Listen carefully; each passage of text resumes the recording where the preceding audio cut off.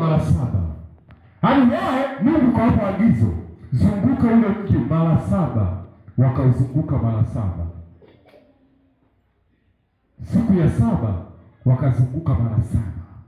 Bwana Yesu asifiwe. Amen. Ukuta ulifanyaje? Ukuta ulianguka.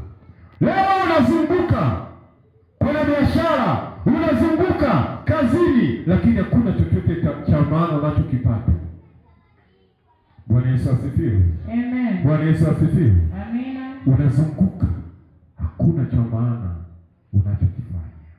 Bwana Yesu asifiwe. Amen. Safari yako inakuwa bure, mzunguko wako unakuwa bure. Bwana Yesu asifiwe.